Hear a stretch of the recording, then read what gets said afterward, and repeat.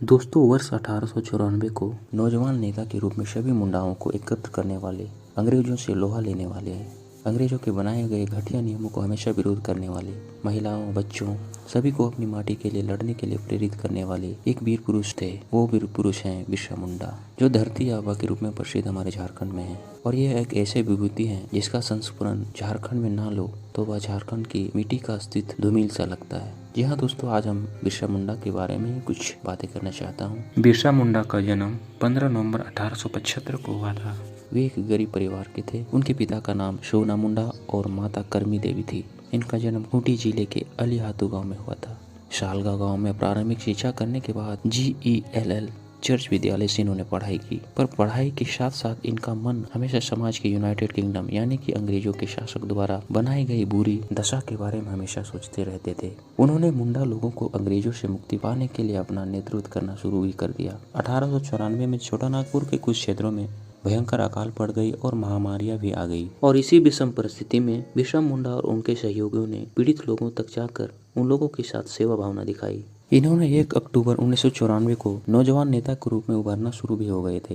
बिरसा मुंडा सभी मुंडाओं को एकत्रित करना शुरू कर दिए और अंग्रेजों के द्वारा लगाए गए लगान यानी कर के लिए आंदोलन करना भी शुरू कर दिए। 1895 में इन्हें अंग्रेजों द्वारा गिरफ्तार भी कर लिया गया था। 2 साल के कारावास के बाद बिरसा और उनके साथियों ने क्षेत्र की अकाल पीड़ित जनता की सहायता करना शुरू कर दिया और इसमें बिरसा मुंडा का अहम योगदान रहा था, जिससे उन्होंने अपने जीवन काल में ही महापुरुष का दर्जा पा लिए थे। और इसी इलाके के लोगों ने धरती आबा के रूप में उन्होंने पुकारना शुरू कर दिया और आज भी उनका झारखंड के हर क्षेत्रों में पूजा की जाती है। इनके प्रभाव की वृद्धि के बाद पूरे इलाके में मुंडाओं में संगठन शक्ति मजबूत होने लगी, लोगों में चेतना जागने लगी। अपनी माटी की रक्षा के लिए लोगों ने आगे बढ़ना शुरू कर दिया। 1890 से इनका बढ़ती लोकप्रियता और इनका वीरतापन अंग्रेजों को खटकने लगा। अंग्रेज पूरी तरह से इनके विद्रोही स्वभाव से परेशान से हो गए थे। 1897 से 1900 के बीच में मुंडाओं और अंग्रेज सिपाहियों के बीच में लगातार युद्ध होते रहता था और बिरसा और इसके चाहने वालों ने अंग्रेजों की नाक में दम कर रखा था। 1897 में बिरसा और उनके 400 सिपाहियों ने तीर कमानों से लैस होकर खूंटी थाने में धावा बोल दिया। 1898 में तांगा नदी के किनारे मुंडाओं की भिड़ंत अंग्रेजों से हो गई थी, जिसमें पहले तो अंग्रेजी सेना हार गई थी, लेकिन बाद में इसके बदले इसी इलाके के बहुत सारे आदिवासी नेताओं की गिरफ्तारी हो गई थी। इस गिरफ्तारी से बिरसा मुंडा और उनके सहयोगियों में काफी आघात पहुंचा था।